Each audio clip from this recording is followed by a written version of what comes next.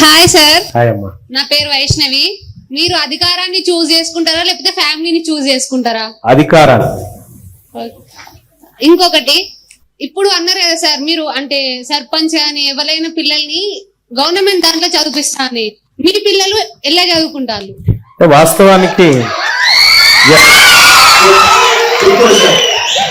అయితే నా బిడ్డ 3 సంవత్సరాల లోపు ఉందని ఒకసారి అంగన్వాడీ స్కూల్ తీసుకొని చేర్పిద్దామని తీసుకొని పోయినా సార్ 3 సంవత్సరాలు మినిమం ఉండాలి సార్ అంటే విషయం ఏంటంటే నా 2 పిల్లలు ఉన్నారు, 2 వికలాంగులమ్మ. స్పెషల్ ఎడ్యుకేషన్ అవసరం వాళ్ళకి.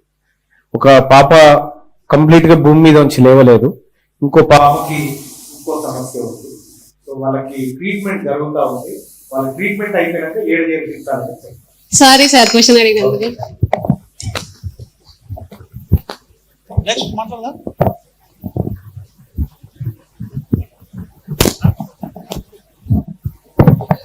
Hi sir, I am Prashant. ఇక్కడికి నేను వచ్చిన తర్వాత మా ఫ్రెండ్కి రూమ్ కావాలి అంటే ఏ టూలెట్కి వెళ్ళినా కానీ క్యాస్ట్ అనేది అడుగుతున్నారు. ఎస్సీ అని చెప్పంగానే అక్కడి నుంచి పంపిస్తున్నారు. అది ఒక discrimination. Second one, agency tribals లో జీవో నెంబర్ 3 గురించి మీ గవర్నమెంట్ లో దాన్ని తీసుకొస్తారా లేకపోతే అది కూడా పక్క పడేస్తారా అనేది. ఒకటి ఏంటి ఏజెన్సీలో జీవో నెంబర్ 3 అది 2020లో తీసేయడం జరిగింది.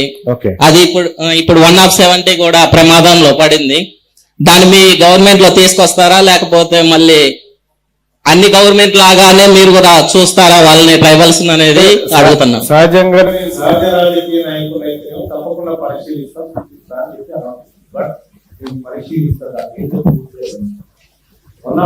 చట్టాల ప్రమాదంలో ఉన్నమాట వాస్తవం. దాని గురించి బట్ దానికి ఒక సొల్యూషన్ అనేది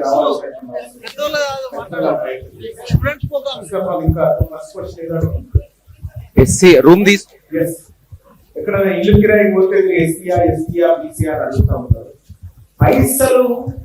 పైసలకు మాత్రం ఎస్సీ లేదు, ఎస్టీ లేదు, బీసీ లేదు. పైసలు అందరూ తీసుకుంటారు. వాళ్ళ పైసలు నోటుకు లేదు, గాలికి లేదు, దేనికి లేదు. సో కాబట్టి ఈ డిస్క్రిమినేషన్ అనేది